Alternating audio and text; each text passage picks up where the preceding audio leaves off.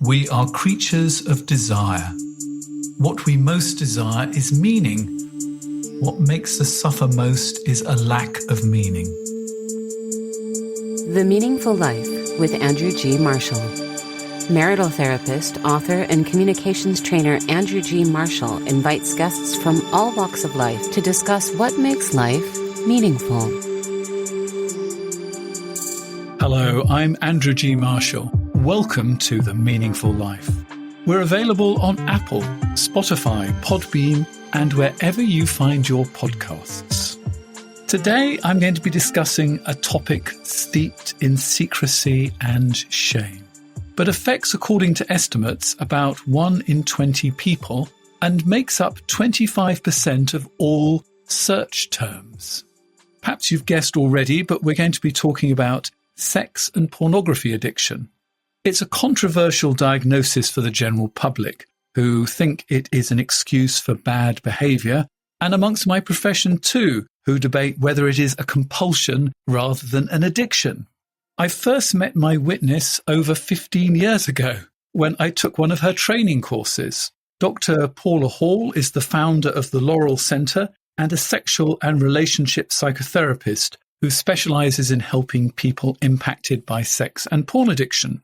She's the author of 4 books in this field, including Sex Addiction, a Guide for Couples, and Understanding and Treating Sex and Pornography Addiction, a comprehensive guide for people who struggle with sex addiction and those who want to help them.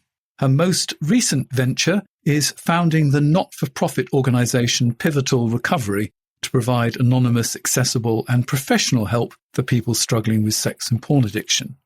So, Paula, how did you come into this field? Because I can't imagine you telling your careers officer at school, I want to help people with porn and sex addictions. No, I wonder how that would have gone down. That would have been an interesting conversation, wouldn't it? No, well, I trained as a therapist initially, would you believe, 32 years ago.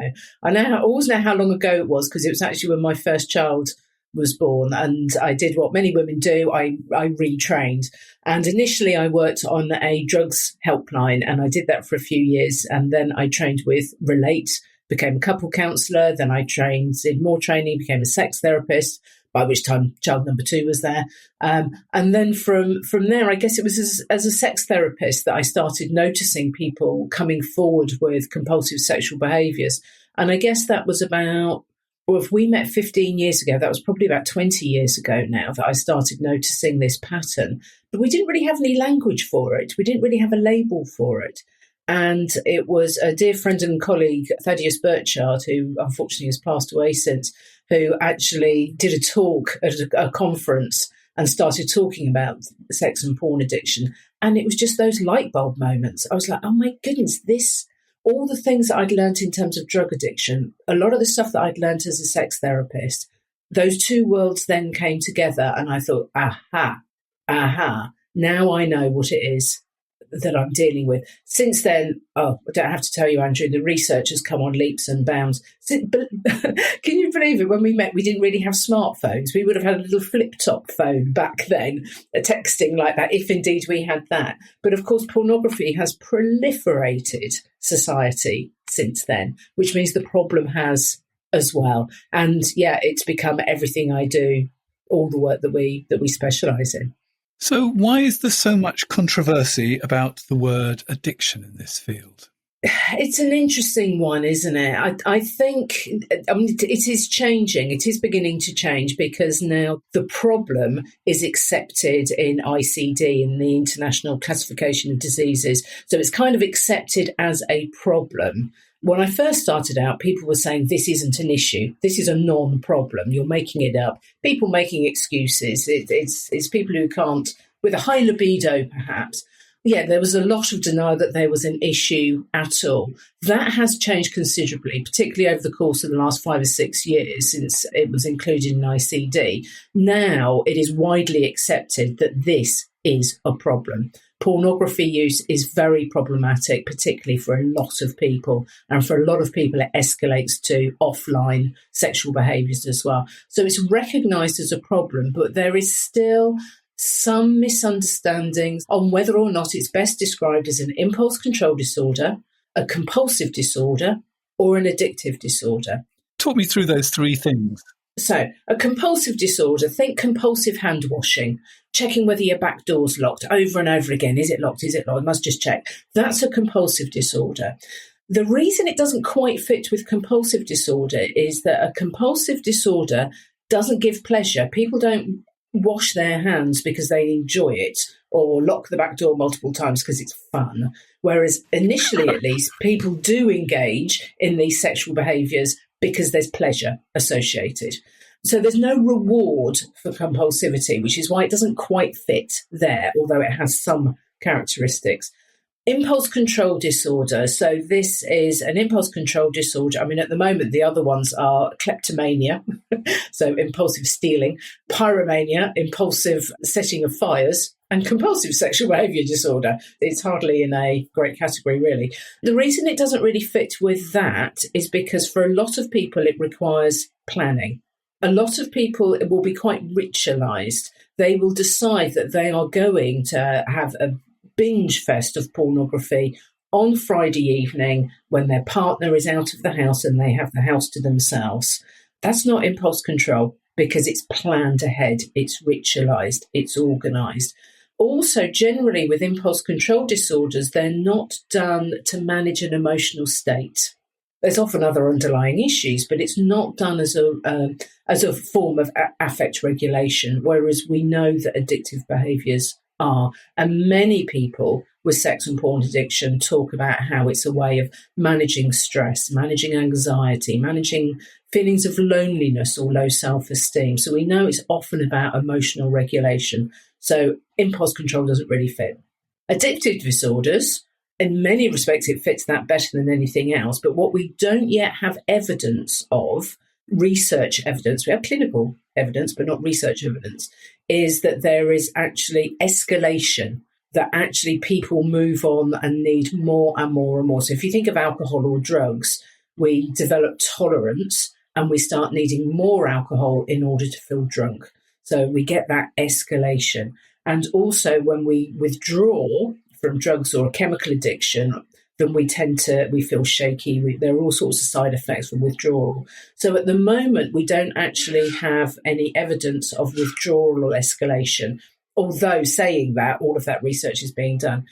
But in many ways, gambling started as a compulsive disorder and is now recognised as an addictive disorder because it's recognised that the withdrawal tends to be much more psychological and emotional than physical. And also the escalation is around risk. So generally people with a addictive disorder of gambling take more and more and more risks. They don't need more and more gambling per se, but they take more risks. And that is the way that we see escalation in sex and porn addiction as well. So at the moment, basically, the jury is still out. It's down as a compulsive disorder, it's down as an impulse control disorder in ICD. But the expectation of many professionals is that it will move to addictive disorders. But whatever the label, people are struggling and people need help. And I get a bit frustrated by some professionals who want to throw stones. The language the public use is always going to be addiction.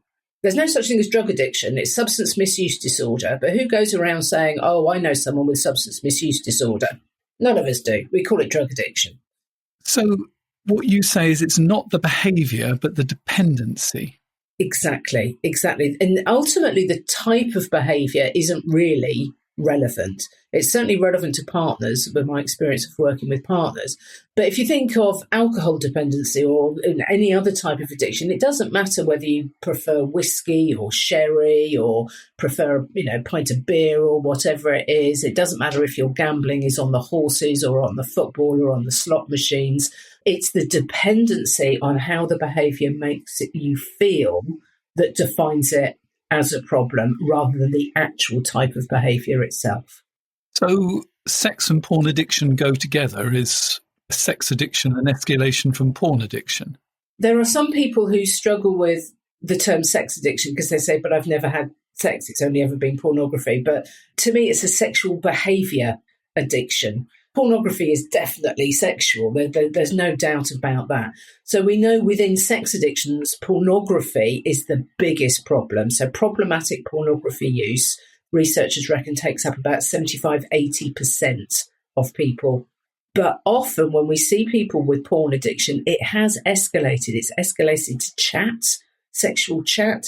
It's escalated to webcams. It might have escalated to being onto the hookup sites. The point at which it escalates to physical contact sex may be later on, or for some never at all. But it's often escalates beyond pornography to the more interactive, real-time online behaviours. Yes, because I've had clients where the female partner has sort of said, oh, men and pornography, let them get on with it. But, she came in one day and found that he was actually talking to somebody. And this was somebody on a webcam who was, I assume from what she was saying, being paid to be flirtatious and show and do various bits and pieces. And somehow for her, that crossed a line that was very different from just watching people who've been pre-recorded. Yeah, absolutely. I think for many partners, the type of behaviour does make a difference. And of course, the type of pornography does make a difference as well. We know that some pornography can have really quite a negative impact on society, or for some parts of society, young people particularly. There's a whole load of stuff going on there. So the type of pornography might be an escalation, but often it's going into these sort of chat worlds. One of the things that's interesting to know is that about 80% of pornography is actually what they call clickbait. So it's actually free. Vast majority of pornography is free, but it's clickbait. So it's trying to get you to pay for services. They're not stupid. They're not offering this stuff for free, not really. They're trying to get you to the services that are paid for. So anybody that uses porn regularly will know that they are constantly being sent notifications or adverts or whatever all the time for other sexual services. So it's all about upping the ante into those paid for services, which tend to be the more interactive ones. And what about love addiction, which is sort of being addicted to the thrill of romance? Is this something entirely different, or does this sort of fit into this category as well? The people in the addiction world, people who've come from kind of a chemical addiction world, would say addiction is addiction is addiction. What they all have in common is working on the dopamine centres in the brain. There's some neurological similarities. From a psychological perspective, they're all about emotional regulation, escaping into fantasy, escaping into drugs, a way of numbing out something that is difficult and uncomfortable. And from a kind of social perspective, they're often about withdrawing from other people that we might have really good relationships with. They're about actually, withdrawing from real connection. And I think love addiction does that as well. So in many respects, across the board, it doesn't matter what it is. The difference, of course, with sex and porn addiction, and indeed love addiction, is that abstinence is not the ultimate goal. Nobody wants to give up sex. No one's going to die without sex, of course, but actually some clients say, why would you want to live though? It's not about abstinence, and certainly in terms of love, it's not about abstinence, but it's about changing your relationship to your sexuality and changing your relationship to your attachment figures, to use the language that we would use in therapy. So what I find whenever I'm dealing with addiction, which is not my speciality by any shape, but the reality is that you are often dealing with people who either are former addicts or have a problem with some kind of substance. And I think it's really helpful to understand what's going on in the brain. And actually, I use one of your videos. I send people off to watch your video, The Road to Brighton, which explains what goes on in the brain. And we will put the details of that in the show notes, but explain to us The Road to Brighton and why that helps us understand addiction and the brain. I should point out to people that we're talking about Brighton in the UK, which is a southern seaside town just to the south of London. So off you go, Paula. And just to make it clear, I have nothing against Brighton. I'm actually from Brighton originally. It's my hometown. I spent lots of time there as an adolescent. It's a metaphor, so we don't want the Brighton Tourist Board getting in contact with you. So Brighton it's a lovely, lovely seaside town. It's a lovely place. It's very bright. There's lots of activities. There's lots of things going on there. It's got a real buzz to it. And of course, people in other countries would have their own places like that. And it also has a reputation for being a bit of a wicked place as well. So it works quite well as a metaphor. Yes, indeed. And actually maybe a bit, it's become a bit of one of those places for hen do's and stag do's as well, hasn't it? But a bit of a hedonistic place, perhaps, a place of pleasure.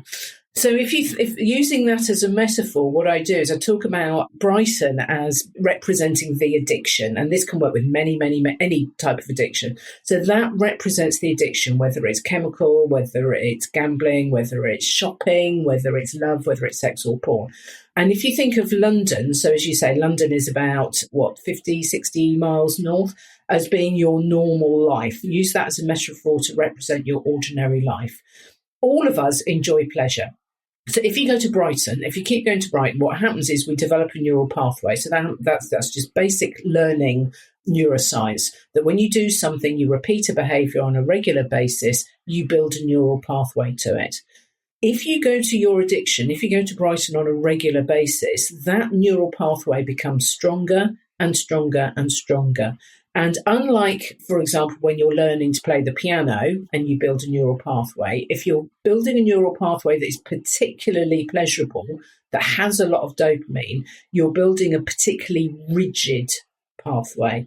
So over a period of time, that pathway becomes stronger and stronger and stronger and stronger, and it becomes almost automated. I often ask people say, what's the difference between an addiction and a habit and a bad habit? And to be honest, there isn't really that much difference, particularly from a neurological perspective. You're creating a habitual path.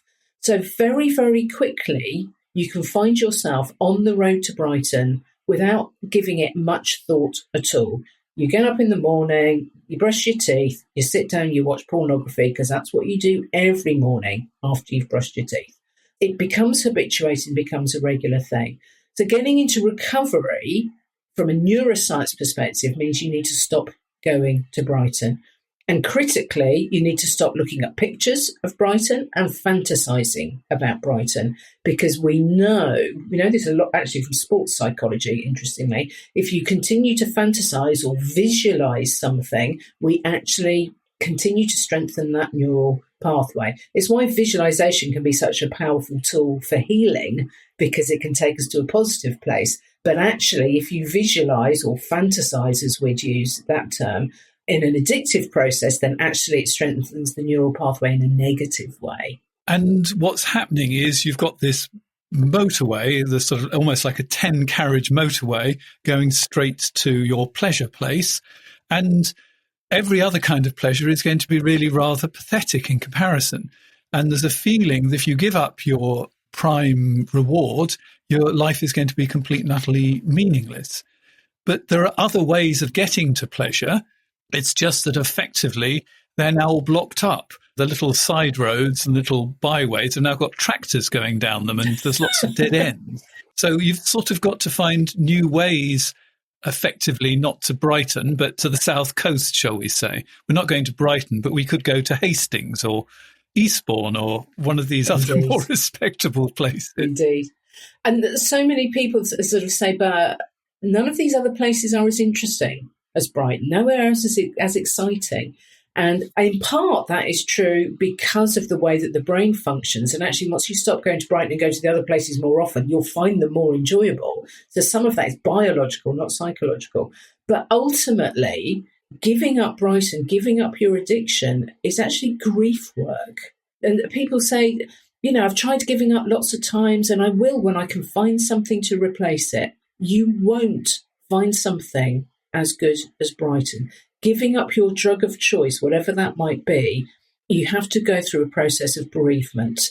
The good news, though, is that if you do stop going to Brighton, if you do stop this addiction, you can actually begin to really enjoy your primary relationship more, other forms of sexual activities. You can enjoy friendships. You can take up piano. You can enjoy piano. You can enjoy nature more. The rest of life begins to come alive so much more. And frankly, you won't die old and lonely, which is what tends to happen to people with sex addiction.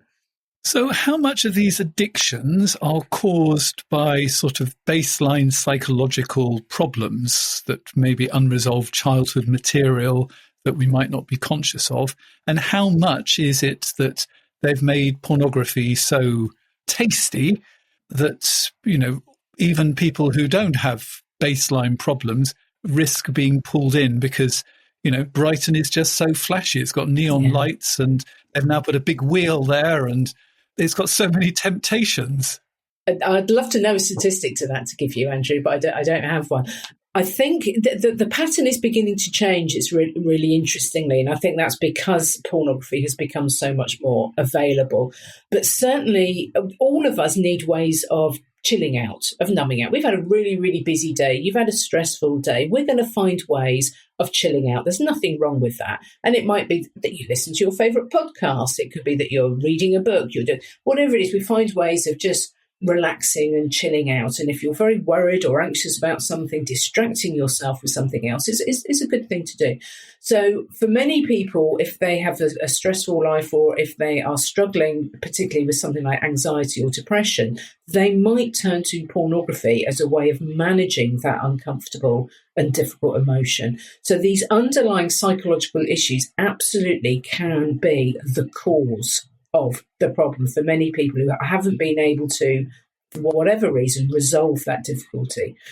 For others, it's what I might call an opportunity-induced addiction. It's just because it was there. There's no warnings on the bottle. There's no immediate side effects. If you were to be drinking or taking drugs or gambling for 4 or 5 hours at a time, you'd know it. Your family would know it. People around you would know it.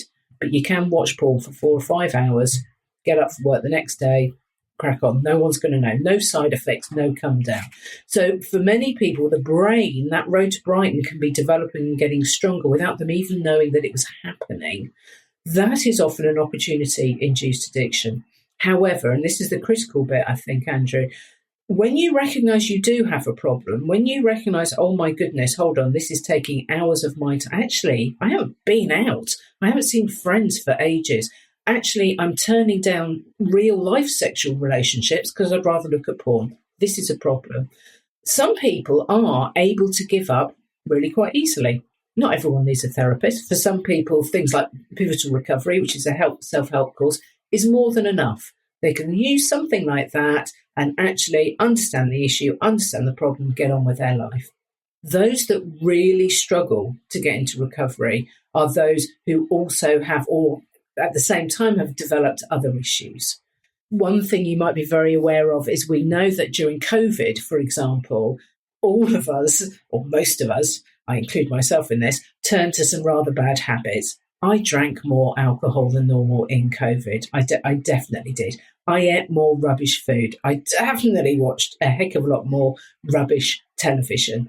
Those kind of addictive, compulsive type behaviours built up for many, many people during COVID, including pornography, including gambling, including all sorts of other, bad habits as well. But for most of us, when we came out of COVID, we stopped. We were able to find the strength, to find the willpower, to find the ability, the support of others to stop those habits. But for others, they weren't able to because there were other issues that were going on. So those psychological problems may be the cause, but they can often also be the maintaining factor. So is there an acid test, a question you can ask yourself to work out if you have got a problem or an addiction to sex or pornography? I think it's a bit more complicated than that, and unfortunately that's also what feeds the controversy, because there are some people who self-diagnose where it isn't a problem. It's more of a moral issue. I watch pornography once a month and I feel I shouldn't because it's against my values, therefore I'm an addict, which clearly wouldn't work if we were talking about alcohol. There is on the Pivotal Recovery website, there is a Am I an Addict quiz assessment, I should say. That sounds better, doesn't it? A self-assessment test on pivotalrecovery.org. And that test you'll find there also gives you a sense of how much of an addict I might be. Am I just at the mild end? Am I at the mild end where this is a bit of a problem and I need to get a grip? Or is this much more at the more serious end where perhaps I might need to seek some therapy as well? So it'll give you an indication of that. But in a nutshell, the question is this causing significant problems in my life? And in spite of that, I can't stop. Have I tried to stop and failed and it's causing problems in my life? That really is the ultimate question. Or maybe, because the image of porn addiction I had sort of unconsciously in my mind was a man who's married and doing it in privacy. But actually, there's quite a lot of single people who have porn addictions, and it's actually much easier to stay at home and pleasure yourself than actually go out and do that really rather rejectful experience of dating. Indeed, absolutely. I think if it's damaging, we did a pilot study with Leeds University for Pivotal, because I'm a bit of a research nerd. I like to know if things work. And one of the questions that we asked in that was about the impact on relationships for people. So there was about, I can't remember, 120 people did the pilot study. And we asked about the impact on relationships. And I haven't got the stats in front of me, but certainly it was over 80% pretty much across the board saying that it had a negative impact on either maintaining a relationship or getting a relationship. So it's both ways. And absolutely, this is a problem that affects single people as well as those in relationships. So let's look at the partners first, and then we'll look at the help for addicts. So, I mean, it's really shocking for a partner to discover the full depth of this. And the question they always say is, how could I not have known? Absolutely. It is so destabilising for partners. It's traumatic for partners, and that's not too big a word for many. And what we often say is it's the content of the discovery can be really hurtful and really upsetting, whether that's pornography, multiple affairs, multiple relationships, paying for sex workers, whatever it might be. That can be really painful. But it's the secrecy that is actually traumatizing. It's the fact that the person that you may have been in a relationship for 5, 10, 20, 30 years, the person you thought you knew almost as well as yourself, has been leading a double life. And most of us think we're good judges of character. We think we know what's going on in our immediate, world. And to discover you didn't, to discover that something has been hidden from you, not only makes you not trust the person, of course, but you don't trust yourself. You don't trust your own ability to know what's reality, to know what's truth. So there really is if you like, an existential trauma for many partners that they just did not know. And for partners, there can be, the shock is enormous, but also feelings of shame as well. Shame for their partner. Oh my goodness, what will people think of him or her once they know about this? But also shame that I didn't know. People will think I'm stupid. People will think, how did you not see the signs? And if I decide to support my partner in recovery, what will people say about that? Will people say I'm an idiot, I'm stupid to stay? So partners often feel incredibly isolated as well. It's really tough. And what I get is that they feel that there's something wrong with them at some level. Even if they tell themselves, no, this is stupid, they feel at some deep level that they were not enough for their partner. Yeah, absolutely. And I guess there's often a stereotype, as you say, that it's kind of the man in a marriage and he's not getting enough at home. And that's actually why he's doing this. And that is so often not the case at all. There are so many partners who have been sex starved for a long time because pornography or the sex life's gone off somewhere else. So absolutely they feel rejected. Why, I was here, I would have enjoyed a sexual relationship, and actually you preferred Brighton, you preferred that. And, what is wrong with me? And it's hard for partners to accept, and this is the reality, nothing compares to Brighton. Doesn't matter how gorgeous you are, you can't compete with the novelty. And that is what continues addiction. It is the novelty. The dopamine pathways continue to be stimulated by novelty and variety. We know that if you think about food, if I don't know what your favourite food is, Andrew, but if you were served it for breakfast, lunch and dinner 7 days a week, you'd go off it a bit. It would not be anywhere as nice as it used to be. We need variety in our diet in order to continue to stimulate that appetite. And pornography, if you like, is the ultimate buffet. So the appetite continues to be stimulated. So yeah, for many partners, they feel very personally rejected as well. So what advice would you give to somebody who is concerned about their partner's use, or they've discovered the full reality of the use and they realise that, sex and porn addiction is part of woven into their relationship? What do they do? I'm currently writing Pivotal for Partners. So at some point I'll say, go to Pivotal for Partners. But unfortunately, I haven't finished writing it yet. But by the end of the summer, it should be done and completed. Identifying whether it really is addiction is important, because knowing whether or not you're with somebody because they have a problem they can recover from, they have developed a problem that can be overcome, or whether or not this is just a character fault, if you like. They're just a bad one. They're just a philanderer. That's what my father would say. They're a philanderer. It's important to know the difference. I guess the critical thing is, does your partner want to change? Do they accept and acknowledge that they have hurt you, that what they have been doing is not okay in a committed relationship, assuming that's what you're in? Do they recognise that, and do they want to change? Whether or not you then use the language of addiction or compulsion or whatever it is, perhaps is less important. Do they want to change? If they do want to change, then they need to work on that. You need to see the evidence that they want to change. Sometimes I hear stories, partners saying, "Oh, he said that. Oh, now I realise how much it's hurt you. I've just stopped." And that's pretty tough. It's like, hold on. If you can just stop just like that, why couldn't you have stopped before? And if there isn't something going on underneath, this is just about willpower, why could you not have done that before? And if you don't know what caused this, how do you possibly know that it won't happen again? So the person with the addiction, your partner, absolutely needs to do the work to get into recovery. And for you, really, the job is about regaining your sense of self again, learning about the problem, understanding what the problem is. So another book I don't think you mentioned was Sex Addiction, the Partner's Perspective. So buy the book, Sex Addiction, the Partner's Perspective. Understand what it is you're up against and actually begin to look after you. Your self-care is the most important thing. Regaining your sense of safety and stability, that you are okay. You can manage this. Partners often fly into, shall I stay, shall I go? Shall I stay, shall I go? Don't even think about that. I always say to partners, give yourself at least 6 months. There's no urgency because of the mistakes they've made. You're allowed to take your time to make that decision, particularly important, obviously, if there are children involved as well. So actually, don't even ask yourself that question for at least 6 months.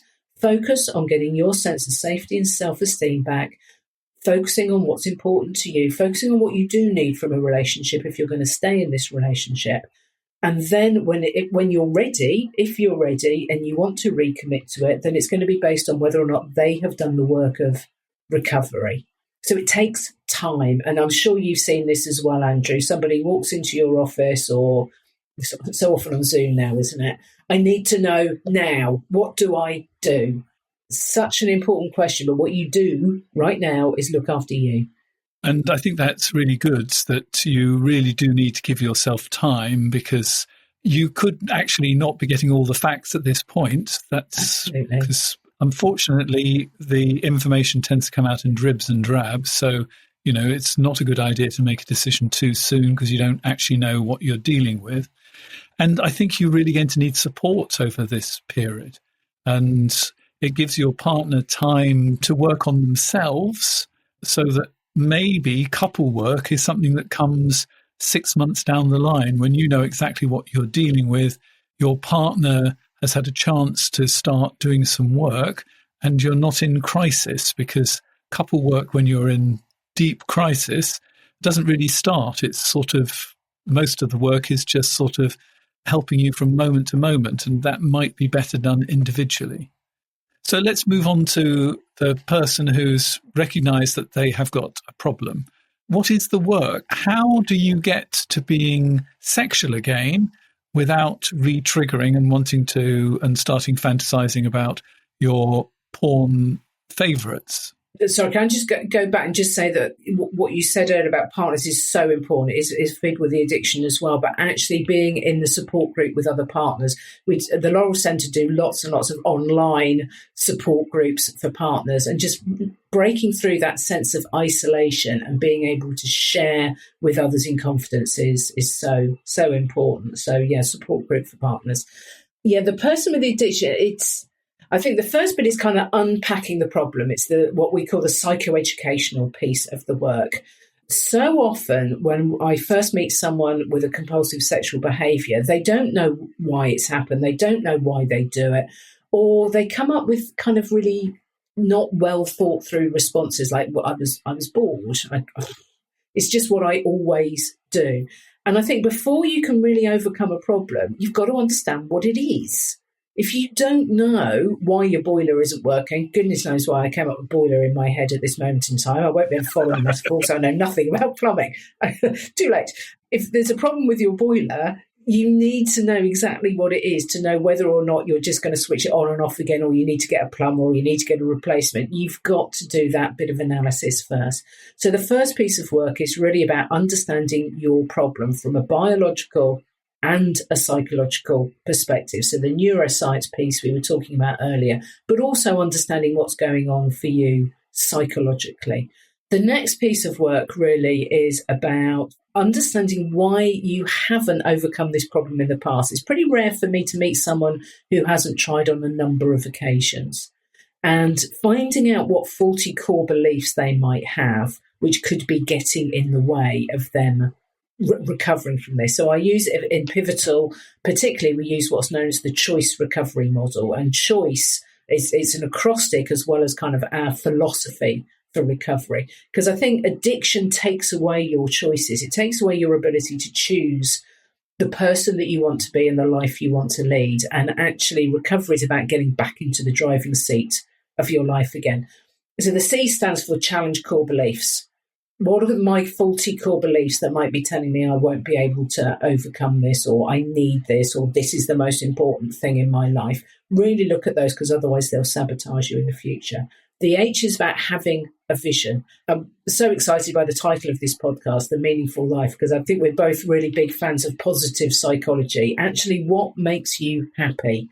And actually, let's really look early on at what your life is going to be like without this addiction. Much easier to motivate people towards something than away from it. So we're not just going to talk about in Pivotal the harmful consequences, the impact on your partner, the negative thing. What about the future that you really want for yourself? So the H is have a vision. The O of choice is about overcoming the behaviours. And that's the real practical nuts and bolts stuff. That's the recognising your triggers, your emotional triggers, your environmental triggers, recognising your cognitive distortions, putting in place solid relapse prevention strategies. Really simple things like that. You absolutely need a porn blocker on every device that you have. But what are you going to, practical steps to stop you relapsing? The I is then of choice is about identifying positive sexuality. What does it mean for you? And that is about getting in touch with your libido again, which often people that go to Brighton on a regular basis, people who chronically overeat, to go back to a food metaphor, have forgotten what it's like to be hungry. They don't know what it's like to be hungry anymore. And actually, let's get back in touch with hunger. Let's get back and let's actually learn to enjoy some other food groups apart from pornography. Human sexuality is amazing. There is so much out there. Actually, what can you do that is in line with your vision for the future, in line with your values, in line with your relationship that actually you can enjoy? So identify positive sexuality. The second C in choice is connect with others. And this is all the attachment stuff that is real bread and butter to us, Andrew. Learning to connect with your partner, but learning to connect with friends. So often people with addictions have isolated. They have withdrawn more and more and more from friends and family and from the things that are important to them. So the C is about connection, and the final E of choice is establishing confident recovery. And in Pivotal, there are 3 sections to that. And one of the sections of the establishing confident recovery is developing a meaningful life. So it's actually absolutely follow this podcast series, because it's going to be brilliant for recovery. But developing a meaningful life. And for me, there's a big difference between recovery and sobriety. Sobriety is stopping. And when you just stop, there's a hole in your life and there's an emptiness. Recovery is building a meaningful life where this addiction, this behavior has no place anymore. It's not who I am. It's not what I do. It's not what I want. So developing a meaningful life or establishing a meaningful life is the final E of the choice recovery model. Right. Well, in a moment, we're going to be looking at a letter that, although not specifically on this topic, does actually illuminate it quite a lot. So that's coming up in just a moment. The Meaningful Life with Andrew G. Marshall. Please follow us on Twitter, like us on Facebook, and visit our website, andrewgmarshall.com/podcast, where you can join our supporters club and unlock bonus material and other benefits. Guess how long I've been helping couples have more fulfilling relationships? The answer shocked me. 39 years.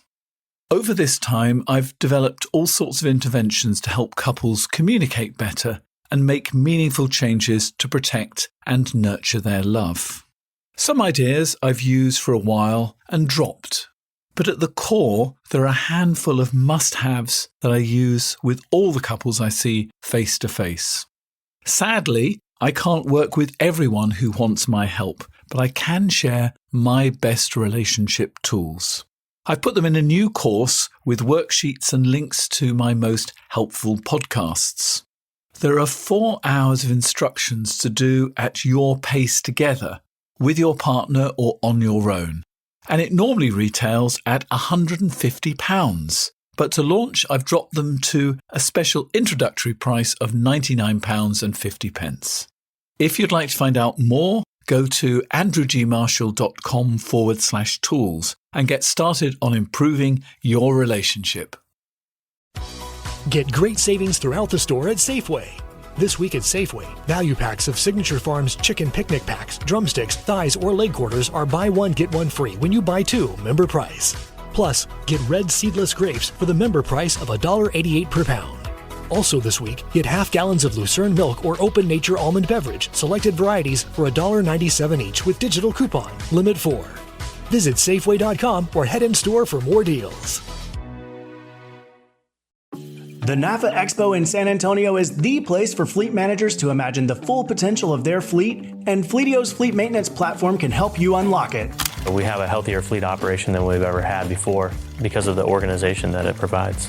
Fleetio will be showing off brand new features, including our new tire management solution and improvements to service tasks. Stop by our booth at NAFA and see why thousands of fleet managers agree that Fleetio is the best platform to keep track of your fleet's maintenance.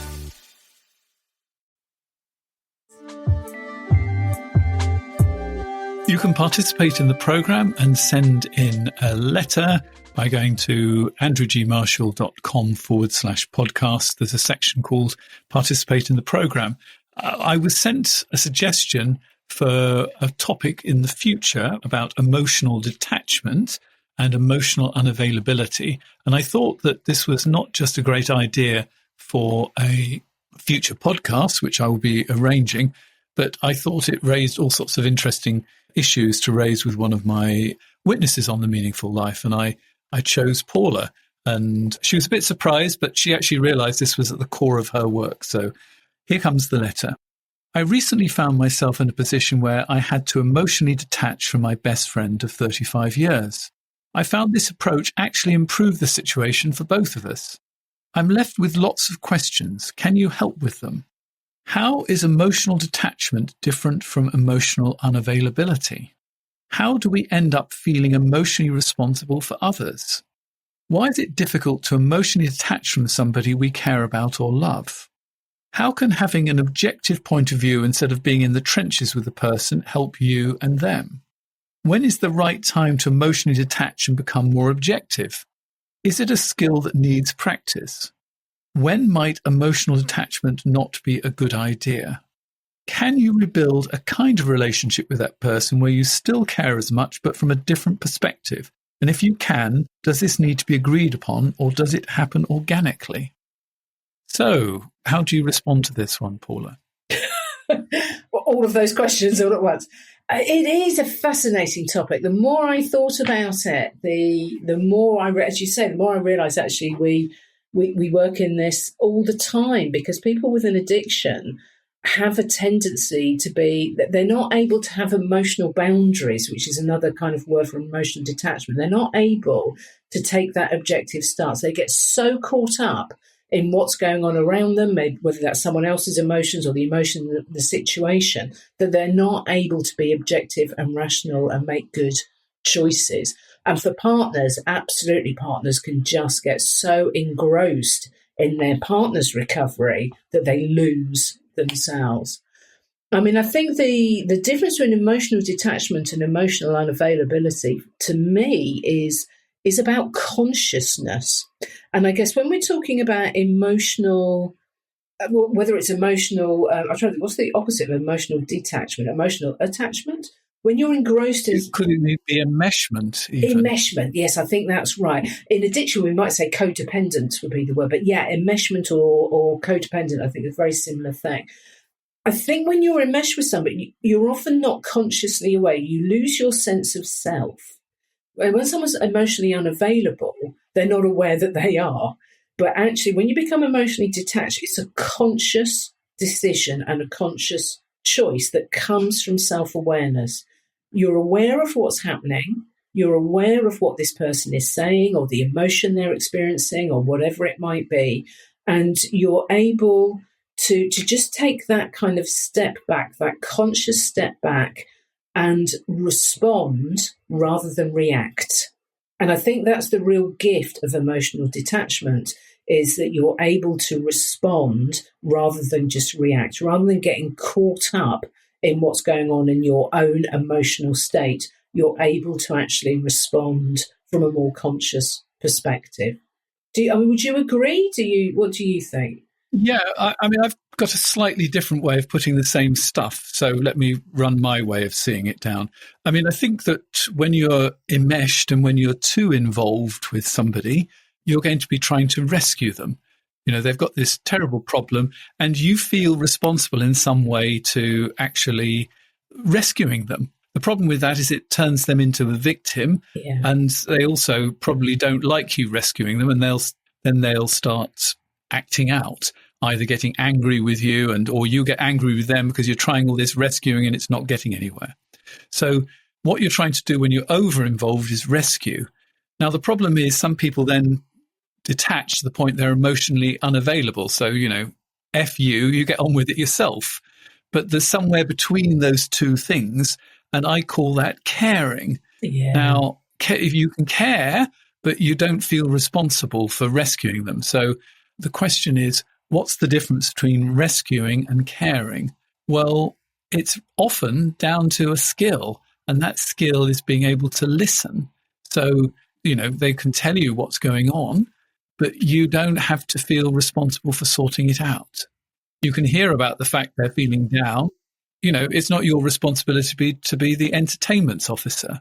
I like sometimes we talk about rescuing, and you're absolutely right, partners can end up doing that. And actually, sometimes the person with the addiction, they are rescuers. In every other area of life, they're rescuing others, constantly looking after, rescuing other people. In their addiction is where they find time for themselves.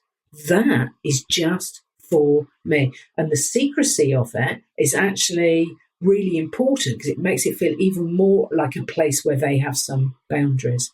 I think another way to think of it, of caring, is if you think about the difference between a rescuer and a coach. So someone that's a coach, if we go into think of sporting again, someone who's a coach doesn't say, I can see you're tired, I can see you're exhausted, I'll run the race for you.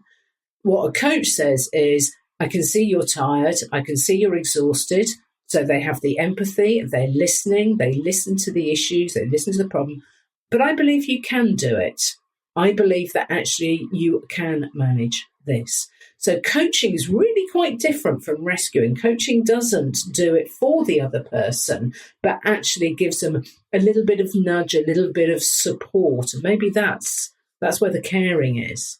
So let's go down to the last question again. Can you rebuild a new kind of relationship with that person where you still care as much from a different perspective? I think we've answered that one just now. And if you can, does that need to be agreed upon, or does it happen organically? So I think that's really interesting. Can you agree on this, or have you just got to put it into action? I guess ideally it would be agreed upon, but often, and it's going to. I'm so curious about the person that wrote this letter, and I would love to know more about the ways in which it improved the situation for both of them. I was really curious about that. And 35 years is a long, long friendship, isn't it? Long relationship. I think if you know the person fairly well and they have fairly good self-awareness, good insight, then a conversation about the roles that you found yourself in and how does this feel and how can we renegotiate and how can we talk about the boundaries that are appropriate for us and what's going to work for you and what I feel will work for me and tell me how I can support you, how we, to be collaborative would be great. That would be the ideal, but that's not always possible. But in my experience, if you do step back from rescuing, if you do step back from that kind of codependency and mesh position and hold your boundaries over time, I think the other person does begin to change. But I think you're probably going to experience more kickback because we're creatures of habit. We are very used to reacting and responding to people in the way we always expect that they will. I find it interesting sometimes talking to siblings. Siblings will sometimes treat each other like, I know what you're like. You did this to me when you were 8. And it's like, I'm 58. I'm not like that. I've changed. And we often don't allow time for people to change, but people do change and relationships change. And if you change your position, over time, I believe the other person will as well, or they'll exit the relationship, unfortunately. But over time, so I think it can happen organically. There's going to be some kickback. Yeah, but I think in general, focus on yourself and find out why you tend to be emotionally over-involved rather than spending your time focusing on your friend. Because, and this is the incredibly true in this area, it's really difficult to change other people. It's not quite so difficult to change ourselves. So let's not aim for the moon and the stars. Let's sort out this planet first. Yeah. No, that's so true, isn't it? If you change, they will probably begin to change with you. But you need to make sure you're doing it for the right reasons, and recognising where it comes from definitely makes it easier to change. So I hope that's been helpful for you. And I will be doing a programme on this topic because I think emotional detachment is a really interesting topic. I've now just got to find somebody to talk to me about it. So, Paula, we're heading towards the end of the main podcast at the moment.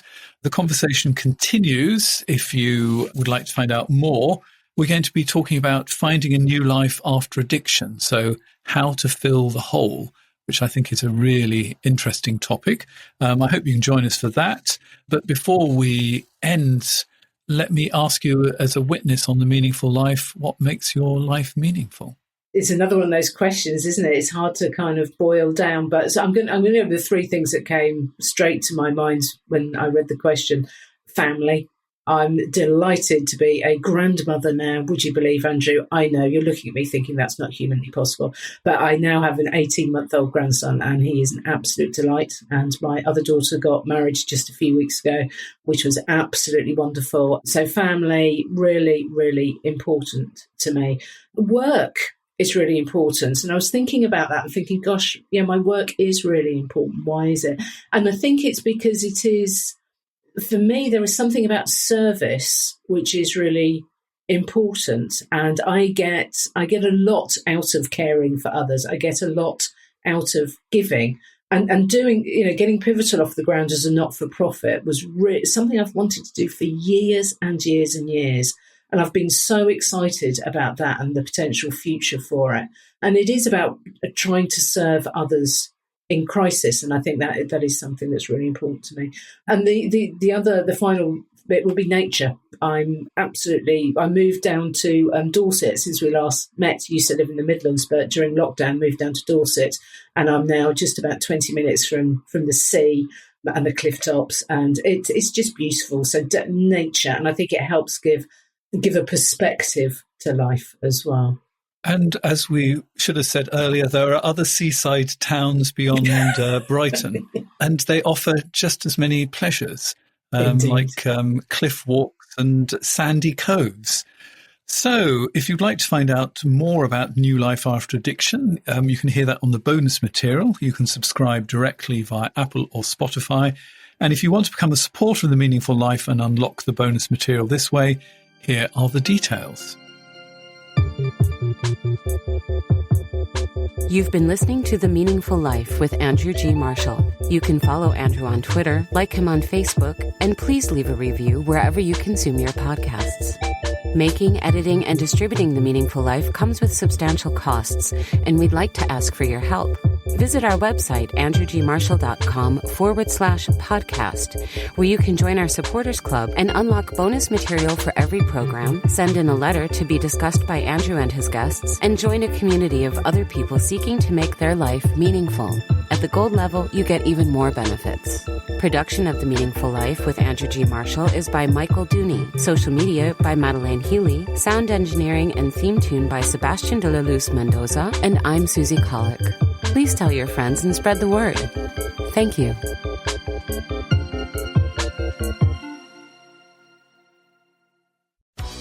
Get great savings throughout the store at Safeway.